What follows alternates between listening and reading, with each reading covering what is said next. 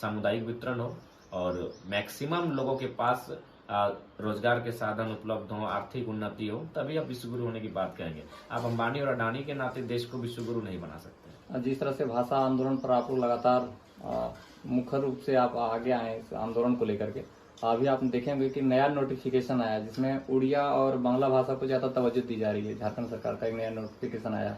देखिए, लगता है कि जो माननीय झारखंड मुक्ति मोर्चा के जो सुप्रीमो है आदरणीय गुरुजी, उनका सभी रिलेशन उड़ीसा में है। पता नहीं कहीं अपना समधी वालों को खुश करने के लिए तो नहीं कर रहे हैं। देखिए, सबसे पहली बात, सब क्षेत्रीय भाषी का मतलब होता है जिस क्षेत्र में उसका उद्गम होता है, इसीलिए उन्हें प्राथमिकता देनी चाहिए थी। यहाँ की जनजातीय भाषा की, यहाँ की झारखंड की जो सदानी भाषाएं हैं उनको प्राथमिकता देनी चाहिए थी। और यूएन की रिपोर्ट भी कहती है 2050 आते आते 8 भाषाएं लगभग संकट की स्थिति में रहेंगी या फिर खत्म होने की स्थिति में चली जाएंगी जो झारखंड की होंगी। तो ये इनको जब सरकार में बैठे हैं तो उन्हें इस विषय पर ध्यान देना चाहिए। चर्चा का विषय है कि मुख्यमंत्री के परिवार भी इस बार चुनाव लड़ेंगे। देखिए, ये तो मैंने पहले का अघोषित राजतंत्र ही चला है। लड़ना चाहिए भाई, जब सब कोई लड़ रहा है, भारतीय जनता पार्टी से लड़ रहे हैं, आईसू से लड़ रहे हैं, जेएमएम से लड़ रहे हैं, कांग्रेस से लड़ रहे हैं, तो मुख्यमंत्री की परिवार और पीछे काहे हटेंगी। और मुख्यमंत्री की पत्नी ही नहीं, मुझे पूर्ण विश्वास है आज के 15 साल बाद जब फिर एक राजनीति का नया दौर होगा, उसमें मुख्यमंत्री के भतीजे, उनके भतीजियां, उनकी बेटियां भी चुनाव लड़ेंगी। इस बात में कोई दो राय नहीं है। तो जब उन लोग चुनाव लड़ते हैं तो जनता सवाल नहीं करती है। जयराम जी जब चुनाव लड़ते हैं, देखिए, वही सबसे बड़ा दिक्कत है। इसी झारखंड में 5 उपचुनाव हुए, 5 उपचुनाव में परिवार के लोग जीते, लेकिन कोई सवाल नहीं हुआ। लेकिन एक नया लड़का आया, सबको पेट में दर्द। इसका 2 कारण है। एक है 3 इडियट्स, कि अगर दोस्त फेल हो जाए दुख होता है, दोस्त टॉप कर जाए तो महा दुख होता है। तो कुछ युवाओं को लगा कि बेटा वो लड़का हम क्यों नहीं, वो मेरे घर का क्यों नहीं, मेरा रिलेटिव्स क्यों नहीं। और एक कारण ये भी है कि पढ़ा लिखा लोग नहीं बर्दाश्त कर पाते हैं।